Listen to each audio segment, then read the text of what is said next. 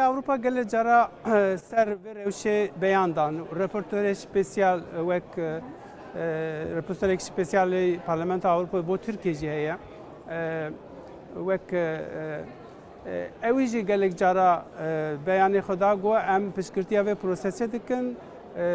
Şeklekî aşîtî pirsgirêka Kurd Rojhilata Navîn da bê helkirin ev ji bo bercewendiyê hemû dunyayê, bercewendiyê Avrupayê jî, bercewendiyên devletên herêmê jî, bercewendiyên Tirkiyeyê jî ku Tirkiye dixwaze bu endamê Yekîtî Avrupa. Sanchez Amor gelek ew reporterê spesiyal gelek cara jî çû Kurdistanê jî, çû Tirkiye jî. Ji bo yekê jî hindirê Parlamentoya Avrupayê da helwestek heye bo pirsgirêka Kurd şeklekî aştî bê helkirin. Ev jî proseseke demokrasiye re gele derbas bibe. Yani gerek Tirkiye alîkî da hevdîtina gel partiya me dike, Dem Partiye dike, bo pirsgirêka Kurd hel bike. Alîkî dinê de jî insana digre hê. İnsana digre hê bomba dike başûrê Kurdistanê. Ji bo yekê jî virda nakokî jî hene. Ev nakokiyan terefê dünyayê de jî tên dîtine. Lê helwesta wan ew çi qas dixwazin jî têkevne navber jî çi qas bikarin vî alî da vê pirsgirêkê bo helbûna vê pirsgirêkê çi qas bikaribin alîkarî bikin amade ne. Yani vî avayî hemû hevdîtinê me da van daxuyanê xwe me re dibêjin. Beyanê gelek grûba çêbû, gelek parlamenterên me beyanê xwe dan piştgirtiya vê sürecî got gere niha gav Türkiye gava bavêje.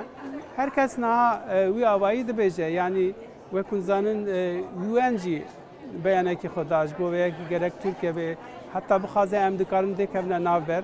Hinek devletên Avrupayê jî eger Tirkiye bixwaze em dikarin têkevne navber dibêje. Lê ev prosesa niha îro civîna partiya me gel wezaretê evê hebû dadê hebû û niha civîna me gel grûpên parlamento hene yê Tirkiye da. Komisyonekî bê avakirin niha hindirê Tirkiye'de jî vî avayî da komisyonekî bê avêkin bo bikaribe ev komisyon ser ça bixebite ça pirsgirêka Kurd şeklekî administrasyon şeklekî fermî bikaribe bê helkirinê. Vê proseyê de Yekîtiya Avrupa ew hevdîtinê me demekî nû da jî me gel hikûmeta Almanya jî hevdîtin çêkir gel hevserokê partiya me ez jî beşdar bûm me hevra civîn çêkirin wê derê gel partiyên siyasî Almanya me gel İngiltere jî civînek wisa çêkir.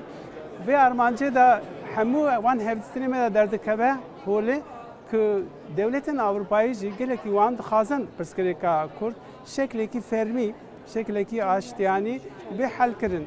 Hemû partiyên Kurdistanê jî vê dixwazin.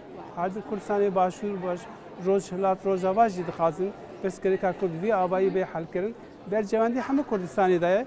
Em ji wek partî hewl didin. Hem gel dostê xwe Yekîtiya Avrupayê da hem gel komisyonê de ez xwe jî endamê Rêveberiya Partiya Sosyal Demokrat Avrupayê me hem wek Partiya PES ve Partiya Sosyalîst Avrupayê jî Progresîst Alyansî ev grûpên em tê da ciyê xwe digirin wek fermî wek partî. Em jî hewl di navan grûpa de xebatekê bimeşin bûk alîkariyê piştgirtiya vê prosesê dikin.